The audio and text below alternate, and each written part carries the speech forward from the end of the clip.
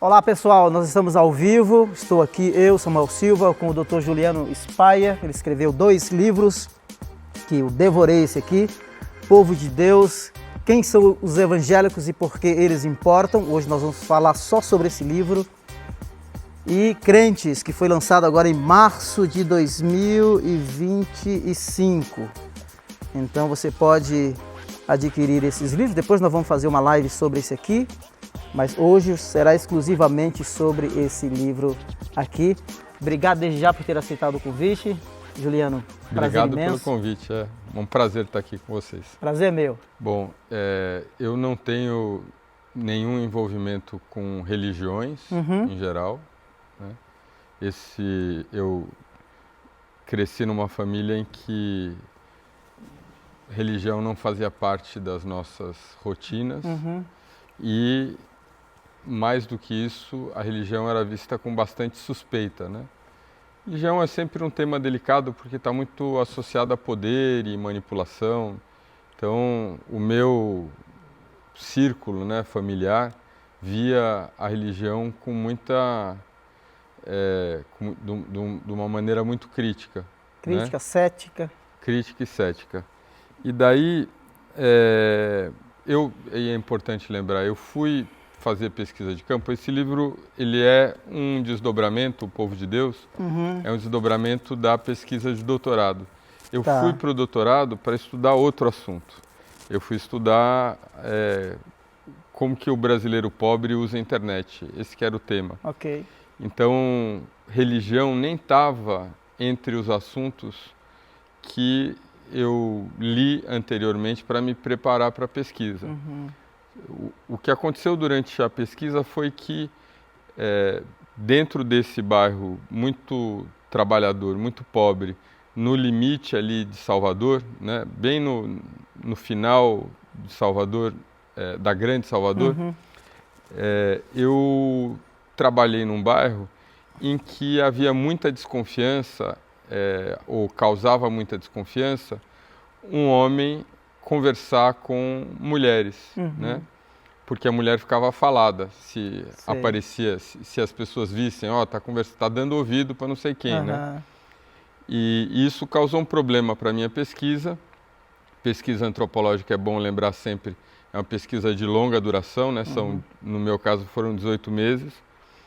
Então, isso deixava a pesquisa muito limitada, porque eu tinha muito contato com homens, era muito fácil falar com homens, era fácil demais, inclusive, né? Assim, é muito o ambiente para a troca de experiências, principalmente no bar, em situações sociais, é muito conveniente, mas eu não ouviria uma outra parte importante, que são as mulheres, mães, esposas, etc. Então, na verdade, a imersão cultural ela não existia nesse sentido, nesses 2 segmentos. Somente Isso. E daí, para minha surpresa, mulheres evangélicas tinham uma postura diferente, né?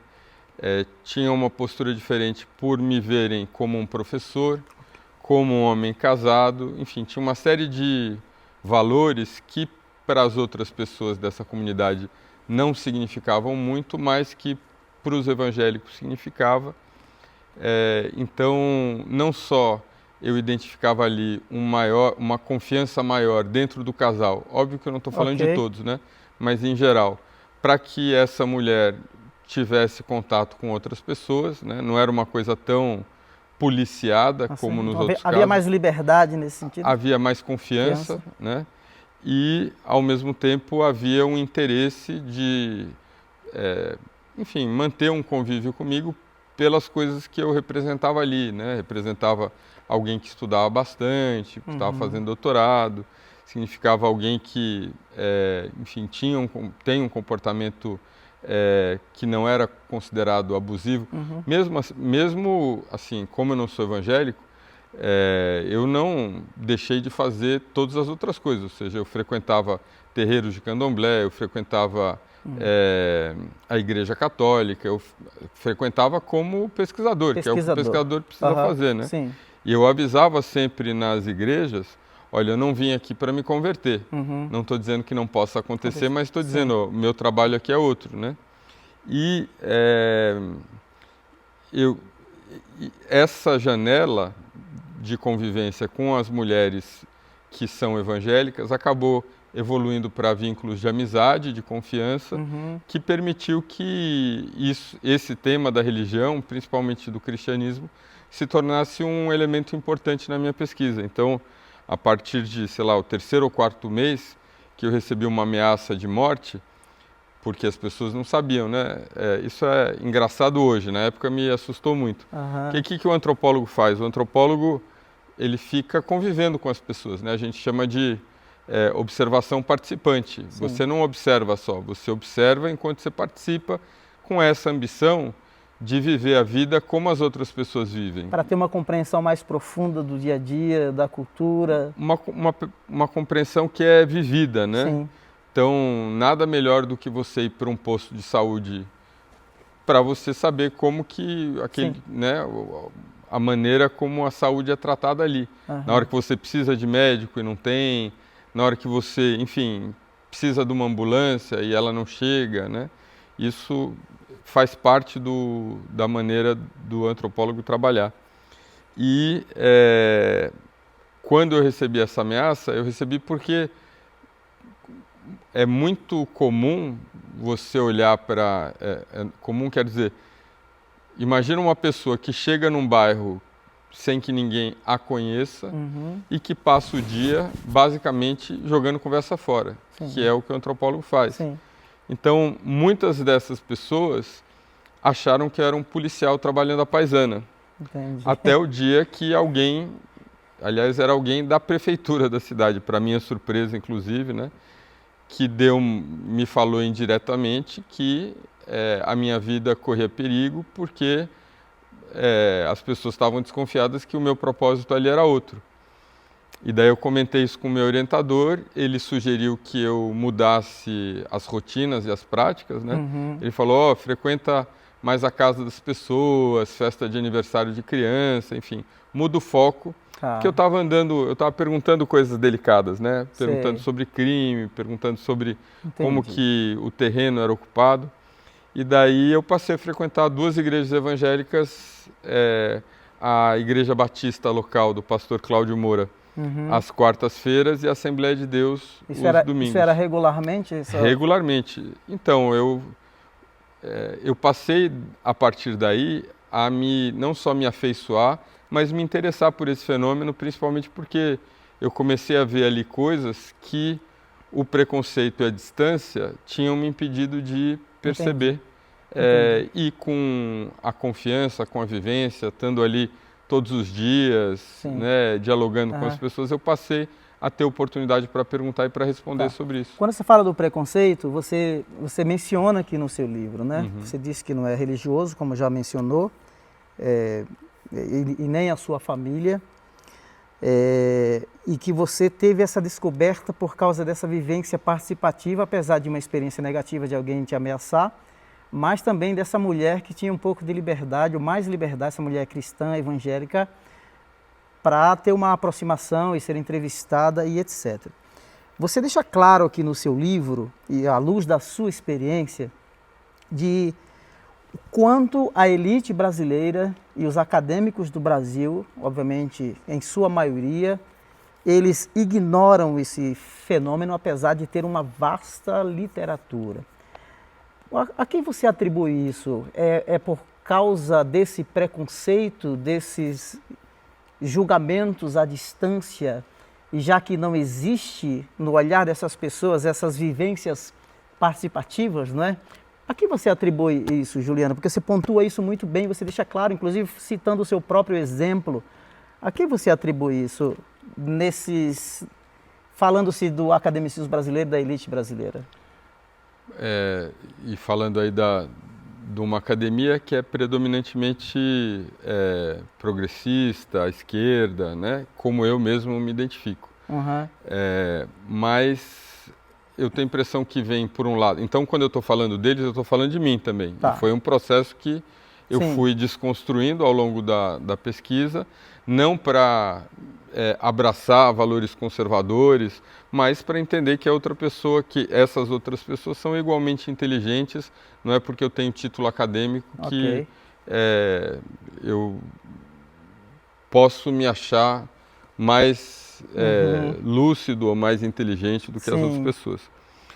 Mas entendendo de onde vem esse preconceito, eu entendo primeiro uma visão racionalista, iluminista sobre a religião, que acha que religião é ou uma bobagem inventada ou uma coisa do passado que faz interessante ser pesquisada enquanto assunto da história, mas que teria se tornado irrelevante no presente, cada vez menos relevante, né?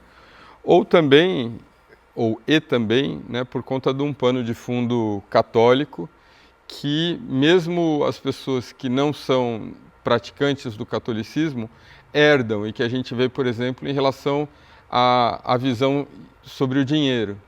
Então, para o católico, o dinheiro é uma coisa suja, né? Então,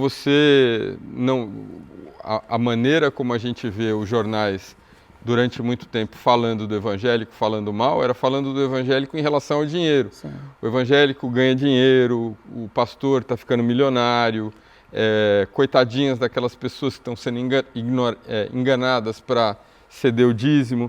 Não que em algumas situações isso não aconteça, mas é muito comum dentro dessas igrejas pequenas uma mudança de perspectiva, ou seja, em vez desse pobre ser tratado como coitadinho que recebe ali aquele dinheiro de favor, esse é o pobre que tem dinheiro no bolso e que inverte a posição dele e se torna um pagador de dízimo. Primeiro pelo vínculo que ele tem com a igreja e com o prestígio também que ele recebe, podendo ter esse tipo de prática ali dentro. É um motivo de orgulho e é um motivo é uma demonstração de gratidão pelo muito que ele recebe da igreja, considerando aí o quanto a igreja faz na vida dessas pessoas. Então, são essas duas coisas. Eu acho que uma visão negativa em relação à religião. A religião em si você foi desconstruindo, isso foi diluído, foi desconstruído na sua percepção. O que aconteceu foi que eu fui me aproximando de pessoas e observando, não foi um processo planejado, porque eu não fui lá para estudar religião, mas eu gradualmente fui percebendo o quanto existem coisas que são valores meus que acontecem por causa da igreja evangélica. Então, primeiro, o problema, que é um problema que nos interessava ali, nos tocava ali, porque o problema da violência doméstica associada ao álcool é uma coisa que a gente ouve pouco nas camadas médias e altas, né? Mas que é uma coisa recorrente no mundo popular. Ou seja, o dia em que, no dia do pagamento, esse pai de família chega com dinheiro no bolso, na hora que ele está caminhando para casa, tem todos os amigos sentados ali, os bares todos, as novinhas sentadas, enfim, as esposas em casa, e eventualmente esse homem se senta e, em alguns casos, ele gasta muito mais do tudo que ele tinha. Isso se torna um festival de espancamento na casa dele, né? Esse foi o primeiro momento que eu pensei, se a igreja, se essa pessoa ao se converter deixa de beber e esse tipo de violência cessa, já é alguma coisa positiva, né? Eu ainda não via a igreja como uma coisa positiva, mas aquilo marcou um momento em que eu comecei a refletir. Entendi. Mas isso se consolidou na questão da escrita, né? Pensando o quanto a igreja promove a leitura e a escrita. O bairro em que eu morei, a média da população tinha um ensino fundamental incompleto, ou seja, até o 4º ano, ninguém lia de fato, né? Leitura não existe você ler e não ler, né? Esses são extremos, tem as pessoas que são totalmente analfabetas e tem as pessoas que são capazes de ler livros. Mas existe um espectro aí de leitura, tem a pessoa que consegue desenhar um nome, é mais do que a outra. Tem a pessoa que consegue soletrar, é um pouco mais. Tem a pessoa que consegue ler frases, até a pessoa chegar à leitura de livro. E dentro da igreja evangélica, porque a leitura faz parte da prática, quem participa começa a ficar constrangido de não ler. Ok. E a igreja mesma abre espaços para curso de alfabetização de adultos, né? Aham. Daí a minha surpresa, primeiro, vendo que existia uma livraria dentro do bairro. Podemos voltar nesse ponto? Segura um pouquinho que eu tenho uma pergunta do seu livro de uma frase aqui. Tá bom. Que você desconstruiu esse preconceito através dessa vivência participativa sobre a religião, de ser o ópio do povo, que Karl Marx menciona no Manifesto do Partido Comunista. E ao ver esses testemunhos de vidas sendo transformadas e impactadas, que você falou assim, que é muito mais do que pastores que estão sendo enriquecidos de forma ilícita e etc., porque o crente paga o dízimo. Você teve uma percepção diferente. E no seu livro você diz assim, ó, o dado negligenciado por muitos jornalistas, formadores de opiniões e intelectuais é que o crescimento do cristianismo evangélico no Brasil tem menos a ver com pastores oportunistas e carismáticos e mais com a influência das igrejas para melhorar a condição de vida dos mais pobres. Tornar-se evangélico, portanto, não é só uma aposta no sobrenatural, mas uma escolha feita a partir da observação, da experiência das pessoas que moram no seu entorno, nas periferias e nas favelas. Ou seja, você teve essa percepção e aquelas pessoas que se convertem, elas também se tornam um modelo inspirativo de vida. Ou seja, você teve um olhar assim, bem diferente por causa dessas vivências. Então, tem tudo a ver com o que eu estava falando sobre o meu desejo no coração é ver o Brasil em que as pessoas vivam melhor, né? Se alimentem melhor, se matem menos, fiquem mais tempo nas escolas, saiam das prisões e sejam reintegrados. E para muitos desses elementos, a igreja significava uma oportunidade, né? Para mim, o principal deles tinha a ver com, de muitos, né? De vários, o principal tem a ver com leitura. Sim. Então, todos os dias saía um ônibus do município de cima, que ia descendo até Salvador, pegando estudantes. A maior parte desses estudantes eram evangélicos. E não é difícil entender por que a maioria eram evangélicos. Primeiro, a família que não é cristã em geral, tem uma percepção da educação que é bastante quantitativa. Eu vou atrás do conhecimento que retorna para mim em termos de dinheiro. Sim. Então, como ela percebe que aquele conhecimento não vai trazer mais dinheiro, ela prefere que o filho, aos 16 anos, comece a trabalhar. O evangélico percebe a leitura mais do que só como alguma coisa que traz uma oportunidade de ganhar mais dinheiro, mas como uma demonstração de uma mudança de hábitos, né? Alguém que passa a valorizar. É algo mais pessoal, você fala em termos de crescimento, de amadurecimento, de experiência, de conhecimento, do que simplesmente pensar em termos financeiros. Embora isso possa acontecer também, é isso que você... Isso, Então a pessoa, quando ela aprende a ler, ela se distingue dos outros. Ok. Ela passa a ser alguém que domina um código, que é o código do rico, que tem o filho que estuda, o filho que vai para a universidade.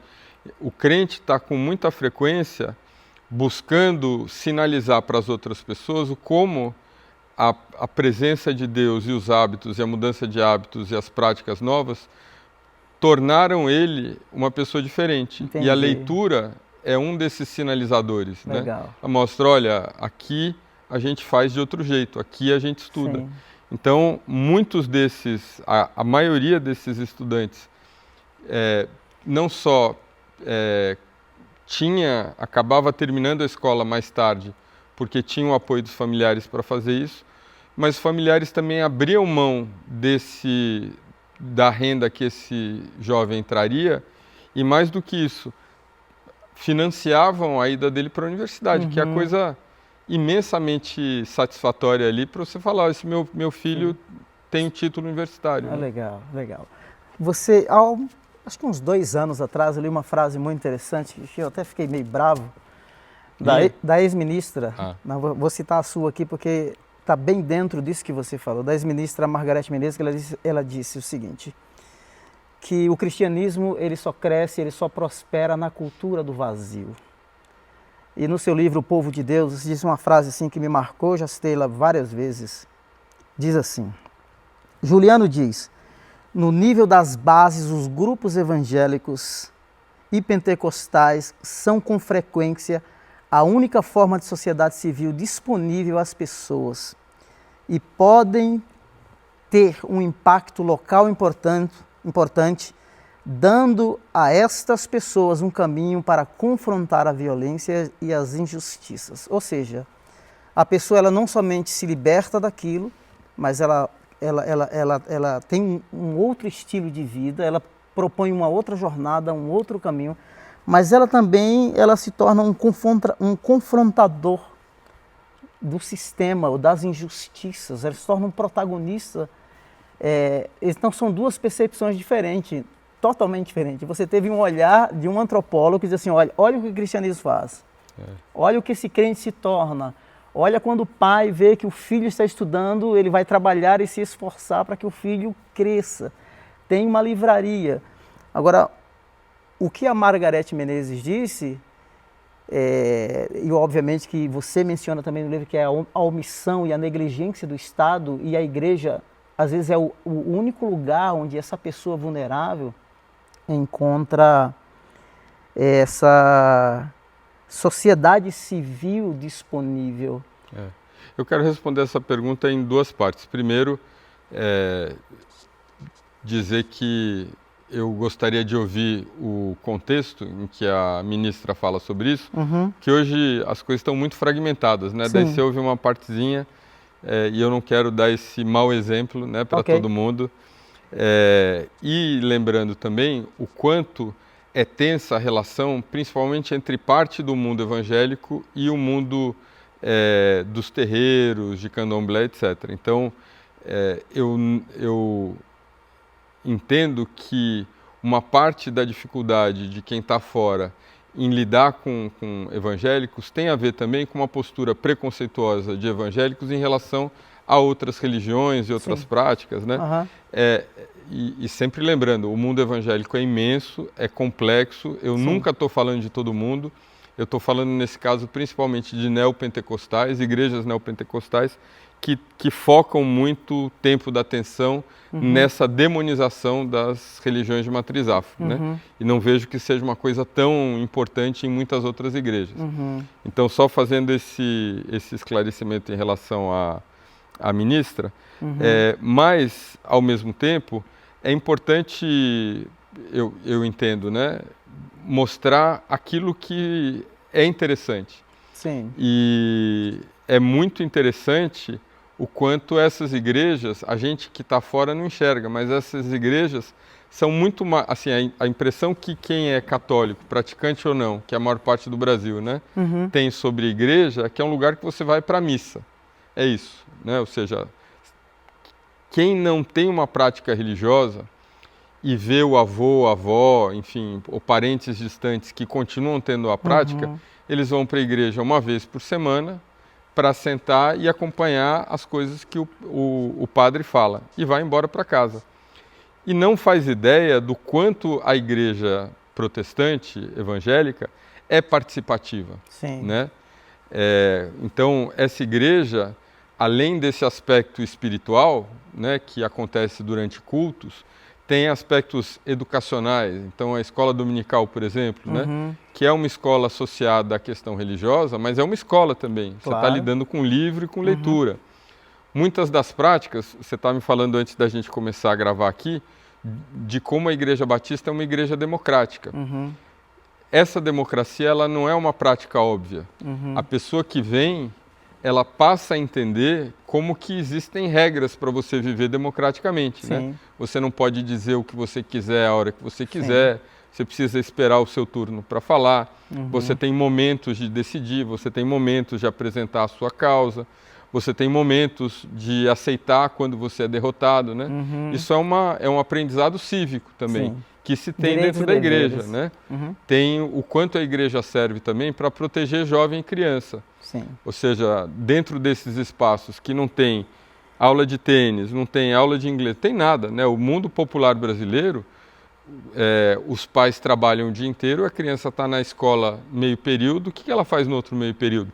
Ela muitas vezes está na rua sendo ou convivendo com a possibilidade de ser, de alguma forma, Muito exposta, né? encantada para se aproximar de oportunidades de ter acesso a consumo, via crime, via tráfico, via prostituição, né? Sim. Quem vê isso de longe e que não tem esses problemas, porque o filho está bastante ocupado, não tem noção de quantas coisas acontecem dentro da igreja, Sim. entendeu? Então a igreja é o lugar em que você encontra trabalho, porque os seus irmãos sabem que você está passando, seus irmãos e irmãs, e se mobilizam para isso. É o lugar em que você muitas vezes recebe a cesta básica quando falta. É o lugar em que você se escolariza. É o lugar em que você, quando tem uma necessidade de um advogado, de um médico, as pessoas conhecem alguém que conhece, alguém que conhece. Então a igreja é muito mais do que só o lugar em que você vai celebrar um culto ou um evento, né? E isso está distante da perspectiva de quem não conhece e, ao contrário, tem restrições, vê de uma forma preconceituosa, pouco informada, né? Você acha que esse aspecto dessa rede de solidariedade, ele é uma das perguntas que estão aqui, que eu listei, eles são os grandes, o grande propulsor para esse boom do crescimento evangélico? 1952 eram 2%, 3%, 1970 você mencionou no seu livro vai para 5%, 2022, 2010 vai para 22%. Você acha que essa rede de solidariedade é isso que faz com que as pessoas sejam acolhidas, integradas, cuidadas e pastoreadas? Você acha que esse é um dos grandes fatores que faz com que o público evangélico cresça no Brasil? Eu acho que não, pastor. Eu acho que isso é uma consequência, não é um fator. Ok. O que eu entendo que seja a causa, e aí eu vou especular um pouco, mas é o que eu entendo, até onde eu entendo, né? É que, de alguma forma, a conversão, ela tem um significado que vai além do espaço religioso, né? Então, quando essa pessoa ela se converte, essa conversão implica no entendimento de que ela não é melhor nem pior do que ninguém, entendeu? Todas as pessoas são filhos de Deus igual. Isso, eu entendo, dá uma perspectiva diferente sobre a vida, né? Ou seja, eu que há muitas gerações sou um Zé Ninguém, porque o meu pai foi, meu avô foi, meu bisavô foi, e as pessoas antes deles foram, se eu continuar me movendo seguindo essa mesma proposta, para que eu vou estudar? Porque é muito difícil para o pobre prosperar no Brasil, né? Ele tem uma série de limitações. A cor não deixa entrar, a maneira de se vestir, a escolaridade, a maneira de falar, são todas restrições e que existem e que criam dificuldade, né? Então, por exemplo, o espaço do banco. O banco é um lugar que cria muito desconforto para o pobre, principalmente para o pobre negro, né? Você não sabe falar com o gerente da maneira como o gerente fala com você. Isso mostra a sua ignorância. Você percebe que não está vestido como as outras pessoas. Você percebe que você não tem o mesmo comando desse capital simbólico e cultural do que as outras pessoas. Então, ao longo de muitas gerações, eu entendo, essa pessoa passa a perceber, vivendo, que a única coisa que ela vai ser ao longo da vida é pobre, né? E que não importa o esforço que ela faça para mudar a condição, porque ela sempre vai ser o que o pai, o avô, né? E eu, assim, a minha impressão é que essa experiência de conversão, transforma esse aspecto. Legal. Ou seja, que essa pessoa passa a perceber e ganha uma comunidade que reforça isso para ela, que ela pode ser o que ela quiser. Sim. Né? Isso a gente vê muito num documentário, a gente estava falando de Oxford, né? Tem um documentário de um amigo, um cientista político chamado Andrew Johnson, que fez um documentário chamado Se Eu Entregar a Minha Alma, com presos e falando sobre a conversão de presos, né? Ele tem um livro também, não tem? Isso, eu falei de Oxford porque ele publicou pela Oxford University Press esse livro. E ele fala desse momento, né, pela conversão, essa pessoa entendendo, poxa, então eu posso ser pastor. Se eu quiser, eu posso ser pastor. Se eu quiser, o meu filho pode ir para a universidade. Os horizontes se ampliam. Se ampliam em relação a... mas eu acho que a mudança fundamental é essa. Eu não sou... O Deus que eu acredito diz que eu não sou melhor nem pior do que ninguém. Eu sou exatamente a mesma pessoa. Isso dá perspectiva para que eu vá atrás de sonhos, de projetos. Legal. Tem uma frase do seu livro que está bem conectada com essa sua fala, eu ia chegar nela depois, mas eu acredito que esse é o momento para a gente falar sobre isso. Porque é muito interessante como que você aborda essa temática daquilo que essa experiência religiosa faz, que o Andrew Johnson, ele fala assim, olha, eu não posso especular, mas é fato que isso acontece. Na perspectiva sociológica, ele vai dizer isso, não é? A questão religiosa, aquilo que faz, isso não cabe à sociologia dizer, não é? É uma postura muito bonita dele, que eu aproveito e cito no livro, né? Sim. Porque quando a gente diz que esse brasileiro pobre vai para a igreja para melhorar de vida, para muitas pessoas isso é um insulto, né? Porque ela não vai para melhorar de vida, ela vai para ter o encontro regular dela com a religião, com o Criador, com os irmãos e as irmãs de fé. Ela vai para a igreja por causa da fé e não para receber nada em troca. Então, o Andrew, percebendo isso, ele fala, olha, esse é um aspecto que eu estudo como sociólogo. Muito legal. Eu estudo em que medida isso se transforma em emprego, em que medida isso se transforma em título, mas eu não estou aqui dizendo que não acontecem coisas que não pertencem ao campo da sociologia, né? E ele fala isso respeitosamente em relação a quem acredita, porque a gente não veio aqui para dizer que isso tudo é uma farsa e que você está sendo enganado ou que você imagina e se auto-hipnotiza. É muito legal. Eu acho essas observações, essas colocações, elas muito mais ponderadas, muito mais moderadas, não é? Porque a ciência, ela tem a sua importância, a ciência ela tem o seu papel, não é? Mas ela também precisa entender, nesse campo mais subjetivo e espiritual, que ela tem a sua limitação. E é muito legal quando o profissional, quando o cientista entende isso.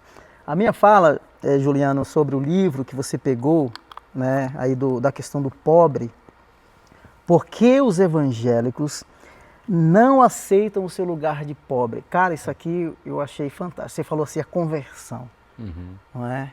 O cara diz assim, não, eu sou digno, eu posso. Não é? E você menciona no seu livro, assim, várias vezes, de como os pentecostais, principalmente, né, eles saem, alcançam e começam nas camadas mais pobres, e de como eles ocupam espaços hoje em todos os lugares, absolutamente todos os lugares, desde o empreendedorismo, na política, mas é muito interessante você trazer esse aspecto, né? Como um cientista, como um antropólogo, você diz assim, não, isso aqui acontece, é a conversão, né? E aí essa conversão, essa pessoa encontra essa rede de solidariedade. Eu queria emendar com uma outra pergunta que tem a ver com a mudança do contexto brasileiro, em que os pentecostais, para mim, eles tiveram um papel interessantíssimo, que é o Brasil que muda de um Brasil rural. Você também menciona e é transicionado para um Brasil urbano, né? Mais urbanizado. E é muito importante, por quê? Porque nós temos dois modelos, vamos pensar assim, de protestantismo brasileiro. O primeiro, que é mais elitizado, os batistas, presbiterianos, hoje não é tão assim, mas foi, não é? E os pentecostais vão para essas camadas mais sociais mais pobres. E até hoje você também menciona que 70%, 75% é a religião mais negra do Brasil, não é? São os pentecostais.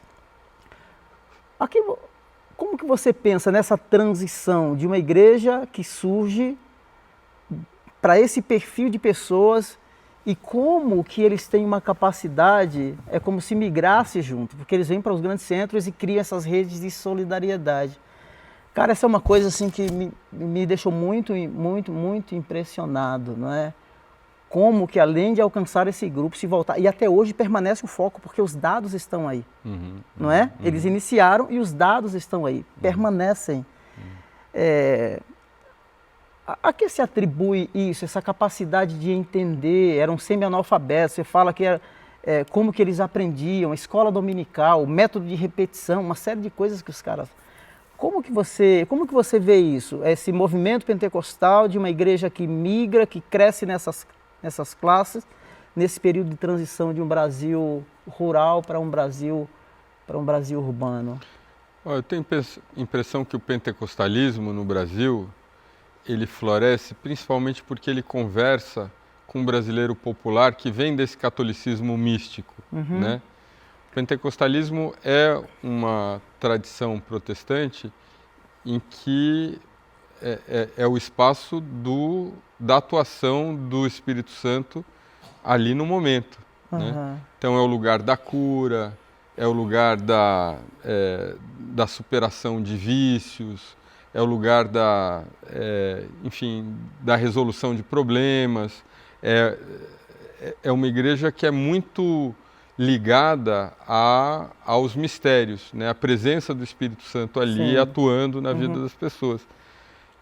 Então, isso ecoa muito na experiência desse católico brasileiro, esse católico místico, esse católico das procissões, esse católico da benzedeira, esse católico, enfim, esse católico que é muito maior do que a Igreja Católica, né? Sim. Essa prática católica do sertão, do Nordeste, do interior do país.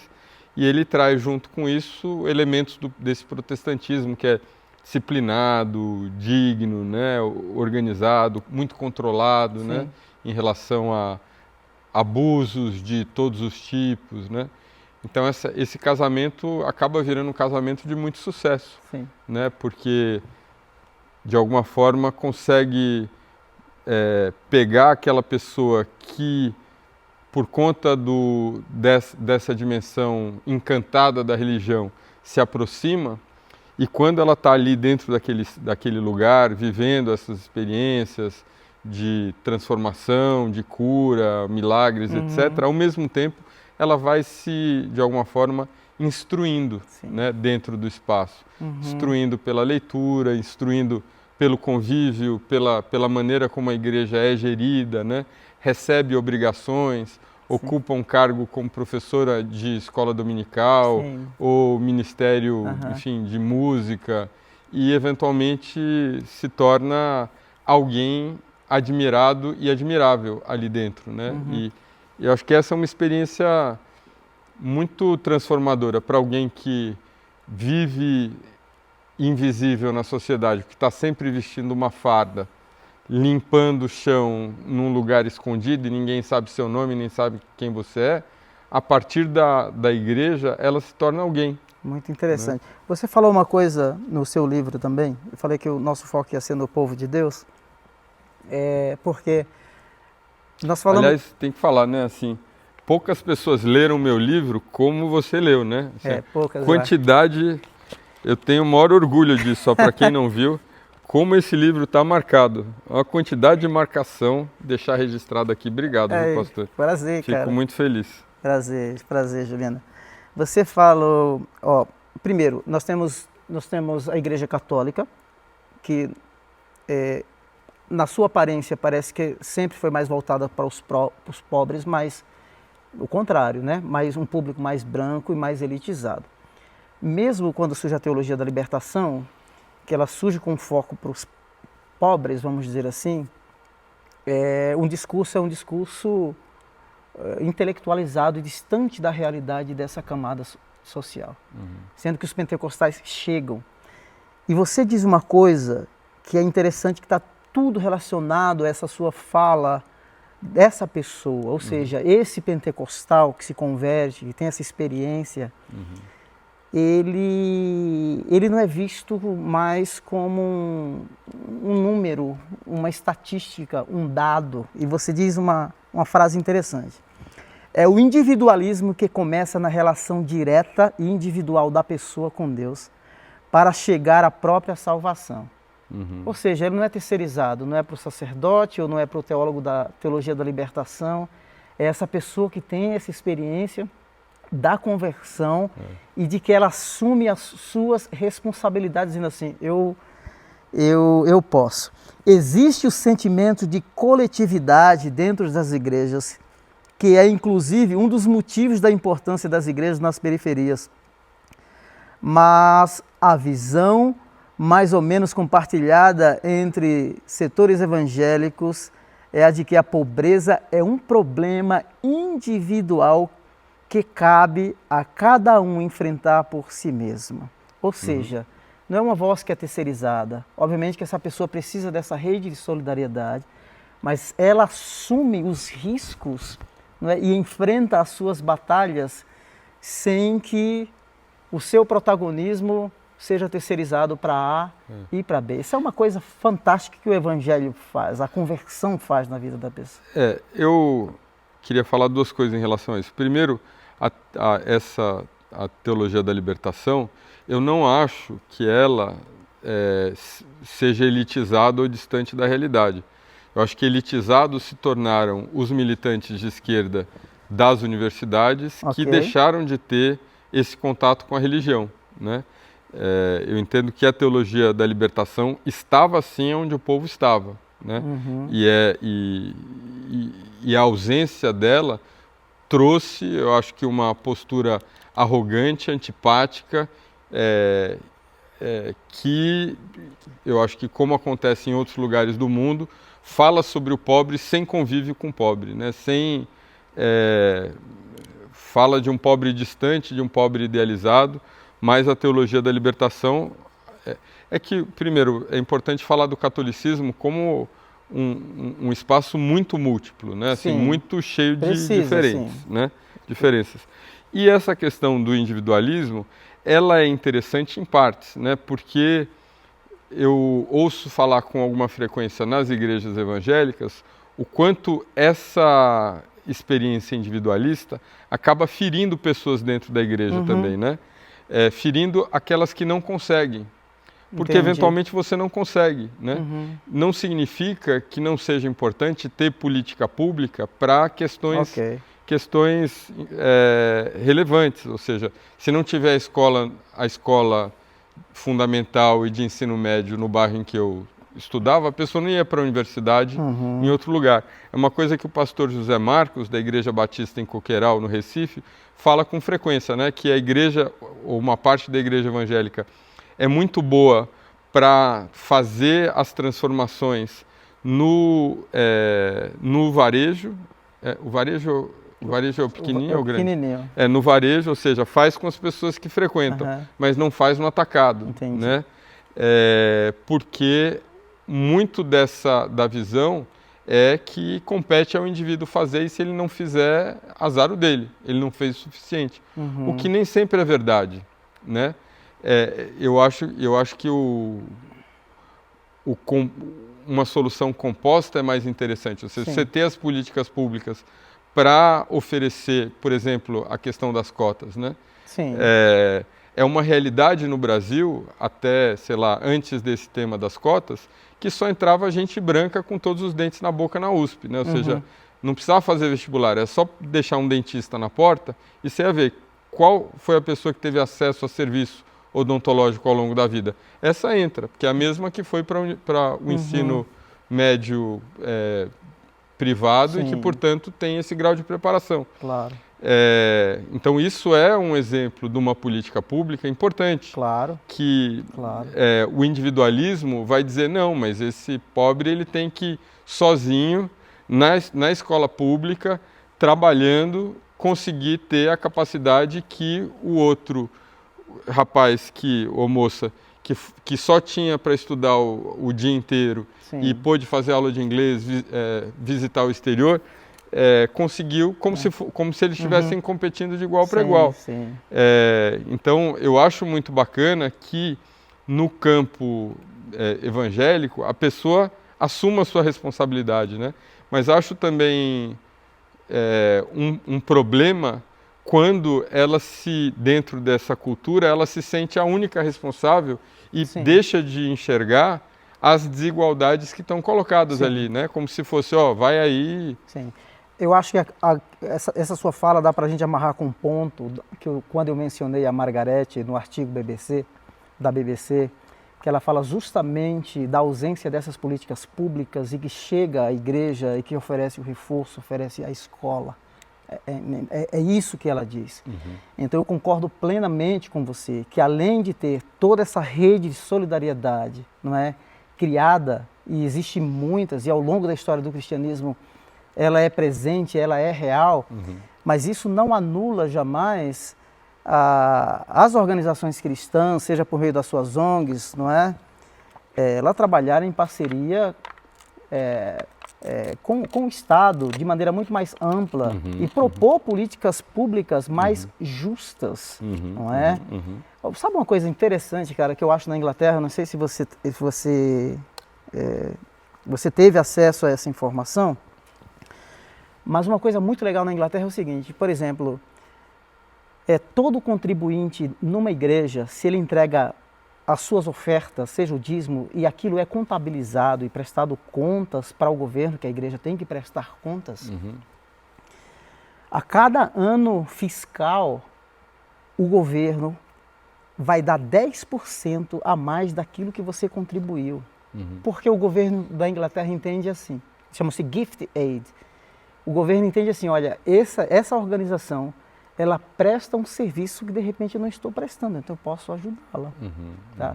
Algumas igrejas aceitam, não são todas que aceitam, outras não, mas é um recurso que o governo disponibiliza para essas organizações, essas igrejas. Então eu acho muito, muito interessante.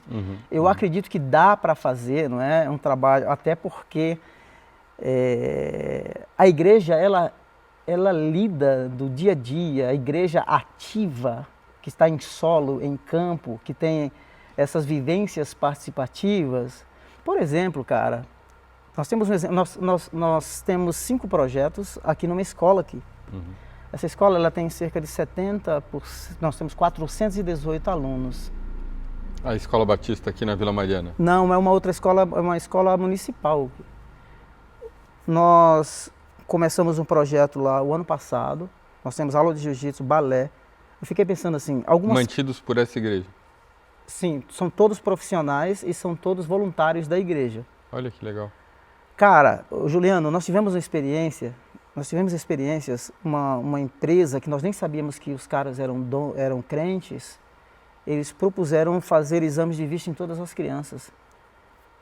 Cara, o que se descobriu de crianças que tinha dificuldade de aprender e ler, porque tinha um grau assim, muito alto de miopia, não conseguia.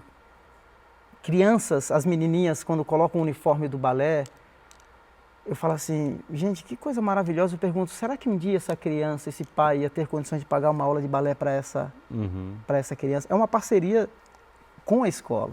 Né? Os professores são todos professores voluntários. Então, eu acredito que sim, dá para ampliar. E a igreja deve sim, sabe, se envolver, fazer as parcerias, propor políticas públicas justas, que cheguem realmente lá na ponta, né? Tem vários relatos históricos, cara. No 4º século, 333, 363, um imperador romano, quando teve uma praga de lepra em Roma, ele ficou impressionado porque enquanto o Estado colocava os seus cidadãos para morrer nas montanhas e fora da cidade, o imperador ficava impressionado com aquilo que os cristãos faziam. E dizia assim, não é impressionante que eles cuidam dos deles e eles cuidam dos nossos. Então, para mim a igreja, ela tem que realmente estar na linha de frente, nos embates, porque, como você menciona no livro, né? Existem alguns lugares que é o único acesso que essas pessoas têm, onde os invisíveis se tornam visíveis, onde as pessoas têm voz e têm vez. Eu vejo isso da minha experiência nas comunidades terapêuticas, né? Para quem não sabe, são esses espaços que recebem quem vem do crime ou da dependência de substância ou das duas coisas. São basicamente igrejas, de alguma forma, vocacionadas para receber esse público, né? Um público que tem crise de abstinência, um público que muitas vezes teve passagens morando na rua, e são espaços, às vezes, vistos de uma forma muito crítica, porque esses espaços usam do recurso da religião para apoiar esse processo de reincorporação da pessoa à vida, sem a dependência da substância ou fora da economia do crime, né? E são, em geral, críticas muito tristes, né? Que talvez até bem intencionadas, de quem não conhece, né, que existem comunidades terapêuticas diferentes, né? Tem algumas, enfim, em que você dispõe ali de psicólogo, de enfermeiro, né? Pessoas que agem de uma maneira competente. Isso é uma coisa, né? E outras menos do que isso. Não dá para jogar todas no mesmo, né? Na mesma questão. Além disso, essas comunidades terapêuticas falam uma linguagem que esse pobre entende mais do que a linguagem da ciência, né? É uma posição um pouco elitista esperar que a psicologia sirva, por exemplo, para uma senhora de 50, 60 anos, para quem a psicologia nunca fez parte da vida. A religião, sim. Né? Essa é uma outra coisa. Então, um exemplo dessa presença e da importância dessa presença é que essas comunidades terapêuticas chegam onde o serviço de saúde não está ofertado, né? E dizer que essa comunidade terapêutica não deve existir sem oferecer uma alternativa, eu acho que é uma postura muito equivocada. Né? Eu prefiro não ter nada do que ter isso. Só quem não está ali precisando que diz isso, né? Que não olha no olho dessas outras pessoas. Só quem está em solo e no contexto dessas pessoas é que sabe o sofrimento dos familiares. E vendo assim que, como a gente está falando, não é uma solução ideal, sabe? Mas não existe, o mundo não tem solução ideal, o mundo é um lugar complicado, né? Essa é a solução real que existe ali e que bom que existe, né? Que bom que está atendendo essas pessoas com alguma frequência nessa comunidade terapêutica do bairro, com muita frequência é esse pastor que tem a capacidade e o respeito para ir buscar alguém que está preso num grupo criminoso X, que foi capturado do outro e que seria morto, está sendo espancado, né? Essas coisas a gente, muitas vezes vivendo essa bolha da classe média, não sabe avaliar. Não sabe avaliar, infelizmente, porque não, né, conhece o mundo muito pelo intermédio de livro e pouco pelo intermédio do que está acontecendo, né? Então se torna um juiz, né? Julga. Isso, um juiz pouco informado. Tá certo. Juliano, deixa eu te perguntar uma coisa. Você menciona também no livro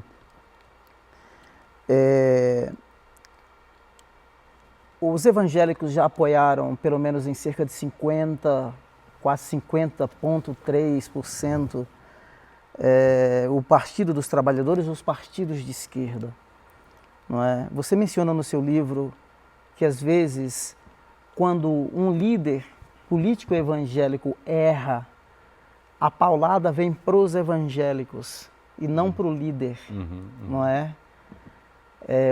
Ou seja, todo mundo acaba apanhando, né?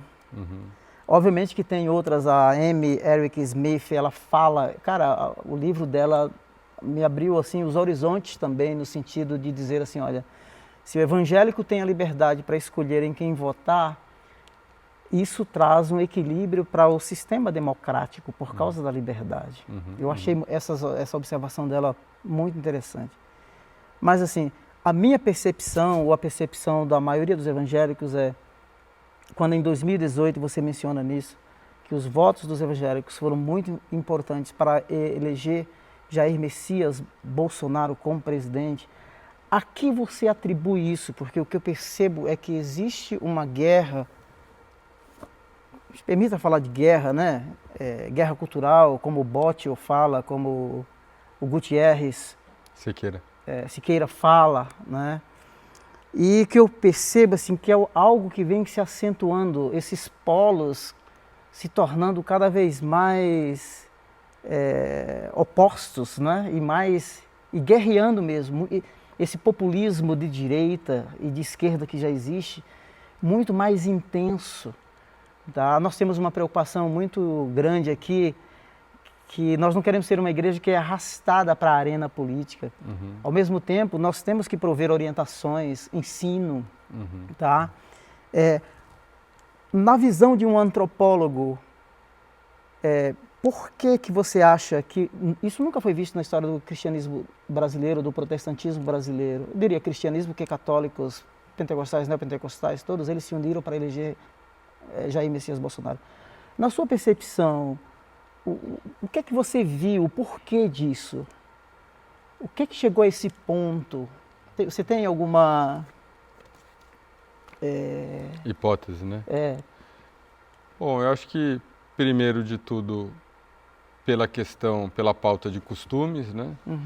Então, de acho que pelo menos 10 anos para cá, o assunto deixou de ser o tema da pobreza, o tema da saúde, as questões clássicas, né? Assim, saúde, educação, transporte, né? E se tornaram muito um debate sobre sexualidade, gênero, a questão racial, todos eles assuntos importantes, relevantes, né? Mas que, em alguns casos, criam tensionamentos com pessoas que se identificam como conservadoras, né? E conservadores que são não só evangélicos e católicos, né? Mas muitas vezes o brasileiro de origem popular também, né? Que é machista, que vem de uma cultura machista, né? Então, essa mudança da política que fala sobre o tema da pobreza e do desenvolvimento para uma política que fala sobre identidade foi um assunto que distanciou muito o crente do debate político mais à esquerda. Né? E, de um outro lado, eu acho que um uso muito inteligente dessa vulnerabilidade, né? Ou seja, o fato da gente identificar uma série de efeitos positivos do protestantismo não blinda o protestantismo de ser criticado, ao contrário, né? Então, o quanto a gente vê dentro do espaço das igrejas evangélicas, as igrejas sendo cooptadas pelo poder político, enfim, eu nem preciso detalhar isso, porque tem um documentário que acabou de sair, chamado O Lugar Onde Mora a Esperança, de um documentarista evangélico chamado Miguel Salvador, que acabou de ser lançado. A gente fez um lançamento dele aqui em São Paulo, na segunda-feira dessa semana. O Eduardo esteve com você. O Eduardo foi, Ele me convidou, mas eu não podia, que eu tinha um compromisso. Isso. E esse é um exemplo de um documentarista, é mais do que eu, é mais do que o antropólogo que tem uma vivência etnográfica sobre o mundo evangélico. O Miguel é o caso de um evangélico, né? Um evangélico em muitos sentidos típico, né? Que faz um filme apontando uma série de problemas dentro da igreja evangélica nos últimos 30 anos. Nepotismo, né? Igreja que passa de pai para filho, enriquecimento, envolvimento com poder político, o que não significa participação política do evangélico. O evangélico é cidadão como todo mundo. Claro. Ele pode ser a favor ou contra o que ele quiser. Sim. Né? O que é errado, não na minha opinião, mas na maneira como a nossa sociedade funciona, é você querer usar o Estado para evangelizar, né? Ou seja, você impor a sua religião, sim, claro. não pelo exemplo, Concordo. não pela palavra, mas porque essa é a religião que tem que ser e as outras Concordo, não plenamente. prestam, né? Então, é isso. Aí deixa de ser laico, né, o Estado, você não tem a liberdade para fazer a sua escolha. Né? Pois é, exatamente. Nós vamos partir para o encerramento. Eu ouvi uma história sua que eu achei assim, espetacular, que é a história da dona Cremilda. Né? Você falou que teve uma vivência com ela. Minha amiga querida. Você falou assim, olha, eu sou um antropólogo, sou um acadêmico, etc. Estou fazendo uma pesquisa, mas essa pessoa é uma pessoa assim. Quais foram as impressões? O que mais te impactou na vida dessa... Tem um cara chamado Ray Bach, ele faleceu, acho que uns 6 anos atrás. Ele escreveu um livro em inglês chamado A Theology as Big as the City, uma teologia tão grande quanto a cidade. E ele fala que o Império Romano foi impactado pelo cristianismo por causa de um estilo de vida, ele chama estilo de vida atrativo, que é o que você menciona em vários lugares aqui no seu livro. Mas na Cremilda, o que foi que te impactou, assim, e que virou amiga, né? Amiga, confidente, conselheira, me dá conselho também. A história da irmã Cremilda, eu acho que para mim, eu não me converti ao Evangelho, mas eu me converti à Cremilda. Né? É uma pessoa de uma inteligência superior, né? Uau. A gente brincava com ela, chamava ela de Michelle, como Michelle Obama, né? Porque ela assim, ela é incrivelmente rápida para aprender e para falar. Ela é pregadora, né? Ela viaja o país pregando, e se alfabetizou tardiamente, aos 17 anos, se alfabetizou pela igreja e é uma pessoa que não só tem essa inteligência superior, mas é uma pessoa com uma educação do sentimento, né? Uma pessoa que sabe ler a outra pessoa e sabe receber. Então, uma pessoa que criou por conta própria. É esse o cristão que eu gosto, esse cristão que eu admiro, né? Uma pessoa que mostra quem ela é pelo gesto, né? Ela não precisa comandar a autoridade. A autoridade vem das pessoas olhando e falando, nossa, como é que essa mulher pobre criou tantas pessoas que ela encontrou na rua e que ela sentiu ali o que ela poderia levar para casa dela e que, enfim, fez isso com crianças, fez isso com adultos. Isso foi em Camaçari, onde você fez? Em Camaçari, isso. É onde ela mora ainda. Os 18 meses. Isso, exatamente. E ela o quê? Ela fazia o tipo de trabalho nas ruas? Não, então, isso que é interessante. Não era um esforço missionário, isso é ela. Ela como cristã, entendeu? É uma pessoa que se importa com os outros, que cuida dos amigos, das amigas dela, que é muito disponível para escutar, que é muito disponível para buscar ajudas quando alguém está precisando.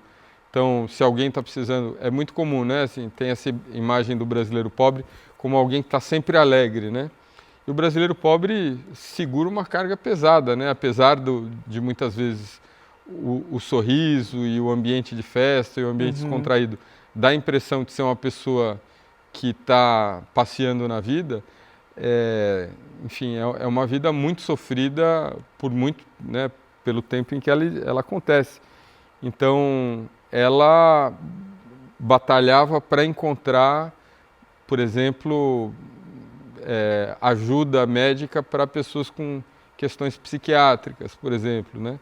Enfim, ela não é política, ela é simplesmente uma pregadora, mas é uma pessoa extremamente generosa, atenciosa, inteligente, disposta a escutar, mas eu acho que a nossa principal conquista, né, o que consolidou a nossa amizade, é que nós estamos hoje em campos políticos diferentes, né? Ela vota à direita, eu voto à esquerda, e nós não perdemos a nossa amizade, né?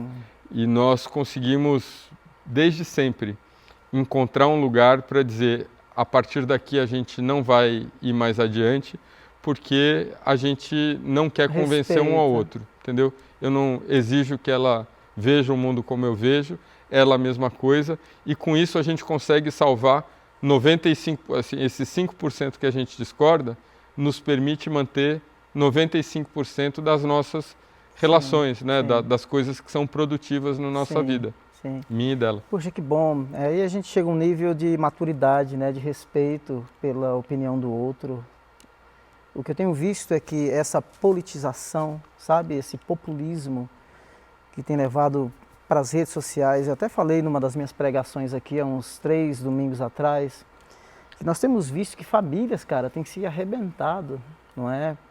Porque levam isso para um nível muito pessoal, essa discussão política para um nível pessoal, e aí perde a vivência, perde o respeito, perde a amizade, famílias se arrebentam, e não é isso que nós queremos, né? E que bom que você, no seu mundo, nas suas crenças, da forma como você vive e vê o mundo e vocês conseguem conviver e se respeitar, não é? O mundo seria muito mais belo, muito mais bonito se nós entendêssemos esses limites que você fala no seu livro. Você diz uma coisa muito interessante, que a igreja também é uma opção, porque ela oferece certezas no mundo de incertezas, não é? Então, fala das suas redes sociais para a gente, se quiser falar um pouco mais dos seus livros, dos seus projetos futuros aí. Bom, eu não vou falar muito das redes, minha rede é primeiro e segundo nome, né? Juliano Spire. Mas eu sou péssimo de rede social, viu, pastor? Estou precisando que alguém cuide das minhas redes. A minha rede social principal são os meus artigos na Folha de São Paulo, que saem na Folha de São Paulo todas as semanas. Então a Folha de São Paulo é a minha rede principal forma. E esses livros, né? Esse livro tem uma história curiosa, O Povo de Deus. O Povo de Deus, eu tive a honra e o orgulho dele ser apresentado pelo Caetano Veloso, né? Caetano Veloso, músico, artista importante do Brasil. E o fato dele se dispor a escrever a abertura desse livro ajudou a convencer muita gente que não me conhecia e não conhecia meu trabalho a abrir e ler esse livro, né? Ou seja, ele é alguém que se dispôs a chancelar o livro e dizer para as pessoas que estão do lado de cá, né, esquerda, progressista, etc., é um nome importante. E quando o livro saiu, o pastor Ed Renekiewicz publicou uma foto, postou no Instagram dizendo: "Estou lendo esse livro". E me mandaram um link rapidamente e eu vi 400 comentários, né? E eu falei: opa, vou ver o que esse pessoal está achando do meu livro. E não eram 400 comentários. Era um comentário repetido mais de 400 vezes, que eram as pessoas falando: Caetano Veloso, como assim você está recomendando um livro que é apresentado pelo Caetano Veloso? O que é um exemplo do preconceito do outro lado, né? Que não é só a esquerda progressista que é preconceituosa. A pessoa não se deu nem ao trabalho de pensar que esse é um livro sociológico sobre o tema da religião, feito com respeito, como o senhor disse, né? E que, nesse caso, você tem essa pessoa que talvez seja o artista mais importante do Brasil nos últimos 100 anos, oferecendo ali o seu nome e a sua reputação para que outras pessoas dessa nossa bolha leiam e conheçam respeitosamente o material. Então é curioso essa situação. E esse daqui é um livro recente, o Crentes. O Crentes é uma coautoria com um pastor presbiteriano, pastor Guilherme Damasceno, e com um antropólogo que é adventista, o Rafael Calil. E eles são livros complementares, né? Esse livro, ele apresenta o que a sociologia brasileira já produziu sobre o tema do cristianismo evangélico, de um jeito fácil de ler. Não é um livro sociológico, cabeçudo, ao contrário. É um livro que tem muita referência à história, do dia a dia, no trabalho de campo, né? Um livro que eu entendo, eu trabalhei muito desse livro. Então, é um livro gostoso de ler. Muito bom, muito bom. E esse Crentes, ele é um livro complementar no sentido de que o subtítulo é Pequeno Manual sobre um Grande Fenômeno, né?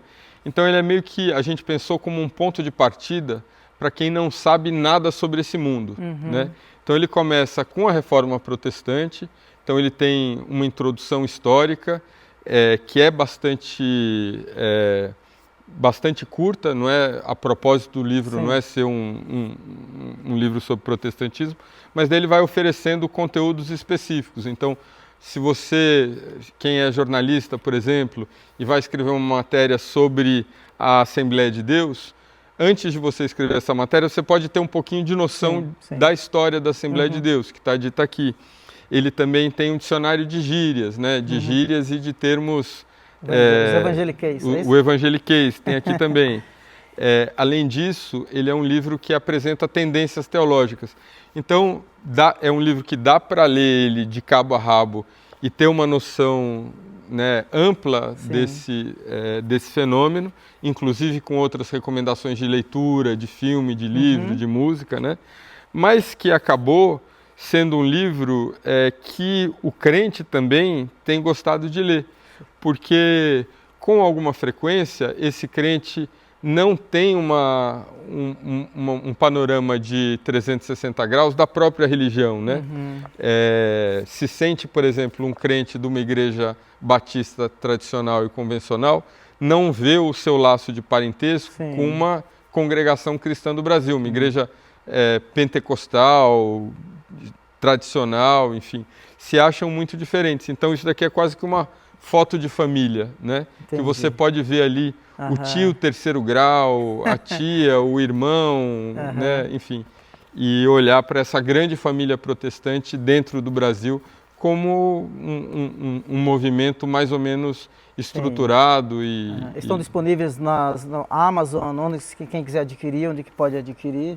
Está disponível em qualquer boa livraria. São livros, graças a Deus, publicados por editoras eficientes nesse sentido. Para quem não tem acesso à livraria, os dois livros podem ser comprados facilmente pela Amazon, mas para quem tem acesso à livraria, é um livro que o Povo de Deus acabou de ser relançado, então chegou de novo às livrarias. E o Crentes acabou de sair também, acabou em março, então é super fácil comprar. Beleza. Pessoal, muito obrigado. Obrigado por ficarem conosco todo esse tempo. Que Deus continue abençoando a sua vida. A igreja ela existe por um propósito muito maior. E que a gente continue construindo essa rede de solidariedade, tá? Dando voz e vez às pessoas. E graças a Deus por aquilo que Ele tem feito através da igreja, pelo serviço que ela tem prestado à nossa nação e ao mundo. Obrigado ao Samuel, ao Rama, pela força aqui, gravando. Deus abençoe vocês. Juliano, obrigado. E podemos aí no futuro próximo fazer uma só sobre o segundo livro, hein? Vamos, e daí a gente traz os dois outros autores. Pô, será ótimo. É isso. Obrigadão. Deus te abençoe. Obrigado, pastor. Obrigado a todo mundo aí. Obrigado.